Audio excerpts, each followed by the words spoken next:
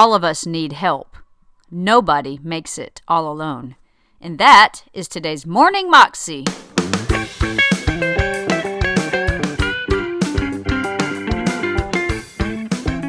Welcome to the Morning Moxie Show. I am your host, Alicia Sharp, and today we have Og Mandino on the show. This is his first time coming on the show, and he is really a great speaker and a great man who has a lot of really encouraging things to say. And today he is talking to us about how we need help. We need not to be afraid to ask for help and to reach out to others and just do this life with other people and not try to do everything all the time by ourselves. Basically, if we want to be successful in life and if we want to have a rich, fulfilled life, we cannot do this thing alone. And he tells us a story about a famous painter, which I'll let him tell for you. Here's Og. No man or woman is an island. Success can absolutely not be achieved alone. There is no such thing as a self-made man or a self-made woman. All of us need help to achieve, to grow, or to recover from a disaster.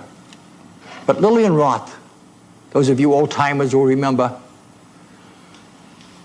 was a great stage personality in the early 40s. And Lillian saw one of the most promising careers in theatrical history go down the drain because of her drinking. She lost everything. And years later, when she was recovering, she wrote a marvelous book that became a great movie that I know many of you seen called I'll Cry Tomorrow. In Lillian's book, she wrote that she was absolutely powerless to do one little thing toward changing the miserable conditions in her life until she was finally able to say three little words: I need help. All of us need help. Nobody, underlined, makes it all alone. Back in the 15th century, in a little village in the suburbs of Nuremberg in Germany, was a family with 15 children, 15 kids. Daddy worked 3 jobs just to keep food on the table for this army. 2 of the sons, 2 of the boys had a dream. They were both very talented, artist-wise. They were great with their pencils and their pens. And they both wanted to go to the art academy in Nuremberg. And yet they both knew full well there was no way to depend on Daddy for any help at all financially. There was no money to send them to the academy. So these 2 kids were pretty sharp. They worked up a pact. The pact was easy. They would toss a coin. The loser would go down to work in the mines. And with part of his earnings, he would support the winner. That brother would go to the art academy. And the brother working in the mines would support him for 4 years. And then when that brother graduated, either with his artwork by then if he was that good, or if he had to, he'd go into the mines, they'd change places, and they'd both have their degree. And so one day, these 2 very special boys tossed a coin. Their names are very similar. Albrecht Dürer won the toss. Albert Dürer lost. Albert went down into the mines, and Albrecht went off to the academy where he was almost an immediate sensation. His line drawings, his engravings, his oils, his watercolors, after the first year were better than anything any of his professors could do. He was just a natural genius. And the years passed, and Albrecht graduated and came home to a wonderful celebration out on the lawn. The table piled high with food, the whole family there. And at the proper moment, Albrecht stood with his glass of wine to drink a toast to his beloved brother Albert for the years of sacrifice. And he finished by saying, "And now, Albert, now it's your turn. Now you can go to the academy and I will take care of you.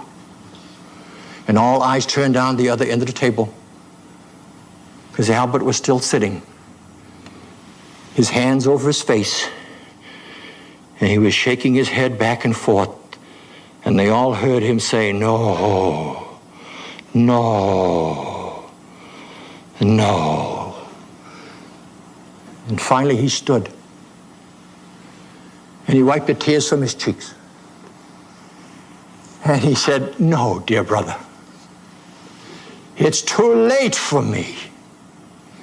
You see what 4 years in the mines have done to my hands?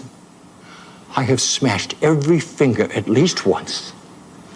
And by now I have arthritis so bad in my right hand that I can't even hold the wine glass to return your beautiful toast, much less hold a pen or a brush. It's too late for me." 400 years have passed, and by now Albrecht Dürer's work hangs in every great museum in the world, and yet I'll wager that most of you know Albrecht Dürer for only one of his masterpieces. Because one day, to honor his beloved brother, Albrecht painted his brother's hands. He called it hands in the beginning, but through the centuries, all of us have lovingly called it the praying hands. The next time you see that masterpiece, take another look. Look at the fingers, and let it remind you, if you need to be reminded again, that nobody makes it alone. Of course, all of us have our own set of praying hands if you stop to think about it, huh? You know, all you have to do is put those palms together, stick the fingers out a little bit, raise your eyes. Don't be afraid to say, "I need help." You'd be surprised how close help is if you ask for it. That was Og Mandino, and you can find that clip actually if you search under another podcast called The Quote of the Day Show. And that is by a guy named Sean Croxton, who I really have grown to enjoy listening to his show as well. And that is all I have for you today. I hope you've enjoyed today's episode of Morning Moxie, and that you will realize that you cannot do this life alone. We need each other. Have a great day, and I will see you again tomorrow. God bless.